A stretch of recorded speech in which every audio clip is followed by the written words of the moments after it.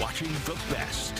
Fox 10 News at 5. We're just getting video in of the 6 men attacking former Arizona Coyotes player Paul Bissonnette outside of a Houston's restaurant in Scottsdale. Some of those men are facing serious charges in this attack, and you'll see why in a second. Some in the group are suspected of beating a young man at a country club in Phoenix on the same day back on November 24th. Fox 10's Ella McNamara joins us in studio with the new video. And guys, this is video here from outside the restaurant. It's pretty bad. So in the video, you can see some of the guys right here. They are just attacking Paul Bissonnette, the former NHL player. Some of them are holding him down while the other ones are attacking him. They're punching him. They're kicking him. Now, he is eventually able to run away, and he does do that. But this actually all started inside the restaurant, and it is one that the former Coyotes player goes to a lot. A group of guys towards the back of the bar are all standing, and according to former NHL player Paul Bissonnette, the 6 drunk men were harassing the restaurant staff, so he walks over to talk with the group. You can see the tall figure walk towards them. Then all hell breaks out, shoving and punching. The group starts moving towards the front of the restaurant, and from looking at the video, the place is packed. Another camera angle inside the restaurant is from the front door. You'll see the fight in the top left of your screen. Then a man with a baby carrier runs out with his baby, and a woman with a diaper bag isn't far behind to protect the child. There's a skip in the video, but you'll see who police have identified as Bissonnette, backing up with his hand up in a defensive position towards a guy who Scottsdale police have identified as Danny Bradley, the man in the green shirt.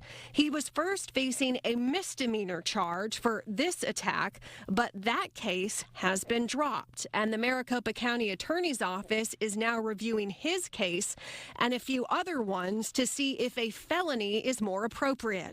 He's also accused of attacking another young man in Phoenix.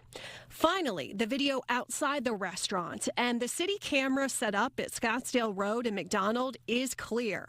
A few men are wailing on him while a few are holding him down. They look like a pack of wild animals attacking him. Bissonnette runs off and the men start to scatter. Bissonnette spoke about the attack on his podcast only a couple of days after getting jumped. I ate 3 kicks, 1 in the neck, 2 in the head, was able to get up, and now at this point I have no shoes on. I got my pants, no shirt, and I finally am able to run in the CVS, and then they didn't come in the CVS, and thankfully the cops were called right away. And whoever was operating that Scottsdale city camera that was set up pretty high at Scottsdale and McDonald continued to follow the group of men even following the beating. So once police showed up, they knew that some of the men had crossed the road and gone to a hotel nearby, so police could find them pretty quickly. We put up all of the video of the different angles up on our website if you want to check them out at fox10phoenix.com, along with other stories about the attack on Paul Bissonnette. Guys, back to you. Wow. All right, Ellen, thank you. An early morning crash near 33rd Avenue and Grand in Phoenix takes the lives of 2 men. Fox 10's Lauren Clark talked to the family of one of the victims today. She joins us live. Yeah, this is just so sad, especially so close to the holiday season. Now, family says 28-year-old Angel Loera was a dad of both a son and a daughter, and now they just cannot believe that he's gone. He was just full of life. He was a great father of 2. Samantha Cuevas says her family is shattered.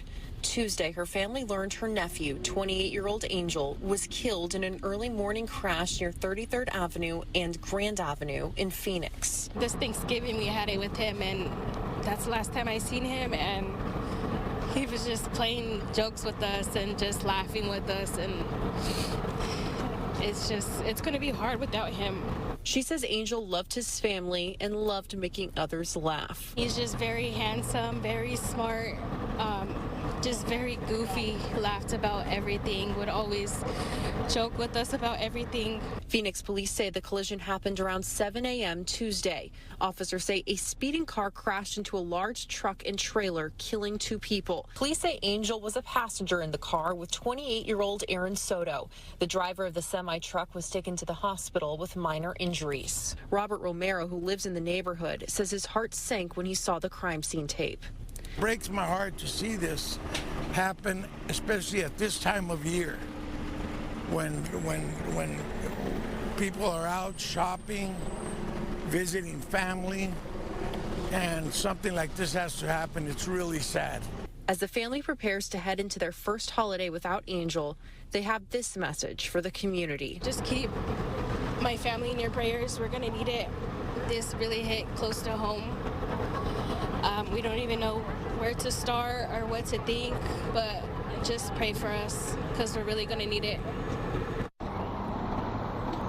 Yeah, the family says they're really going to need those prayers because they do not have any life insurance.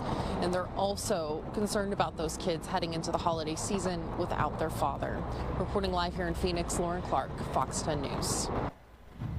Every school in our state is required to have an emergency plan in place in case the worst happens. But a new state audit revealed that not a single school had met that minimum requirement for a safety plan. We're talking about school shootings, anything like that. Steve Nielsen has been looking into this. What is going on? I mean, we've had plenty of time to think this over. Yeah, no, this is a really interesting one that I think caught a lot of people off guard. When we're talking about this state audit looking into these emergency operating plans, if they don't meet the minimum requirements of all of the testing, everything like that, this audit says that it could impact a school's ability to protect kids in an emergency. Already we've seen state legislators say they want to try to fix this.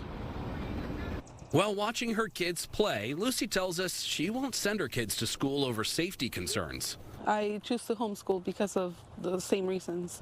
We always hear in the news or on social media, you know, all kinds of things going on. A new state audit didn't ease her fears. Concerning for all the kids, you know, I mean, those are the reasons why, like, all kinds of things happen. The December 9th State Auditor General report reviewed Arizona's school emergency operation plans, and it found none of the schools they looked at met the minimum standards, and not one school had fully implemented or tested their plans. In fact, most didn't even meet half the minimum state standards. Parents going to read that and get very concerned. Well, if parents are concerned, they should contact the schools. At a state legislative hearing, the Department of Education said they provide the information.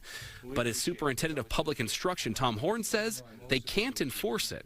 We do not have the authority to ensure compliance. We're a local control state, so we can't force them. We can give them information, and we send them so many emails that they start looking at it as white noise, you know. There is definitely a disconnect between the requirements and what the schools are implementing. State Representative Charles Lucking got the report last night. He said there are legislative solutions like creating a way for the safety plan requirements to be met. Schools are 100% committed to making their campuses safe. No one wants any kind of incident to happen, and so the schools are putting in place processes. Almost all of them have safety protocols in place. The disconnect is like, what are the state requirements for those, and what are the schools putting in place? You can definitely expect this to come up in the next legislative session. In fact, this legislative hearing ended with a legislator saying more to come. Tom Horn also indicated to me that he would be seeking more resources to be able to monitor these schools going forward. Reporting live, Steve Nielsen, Fox 10 News.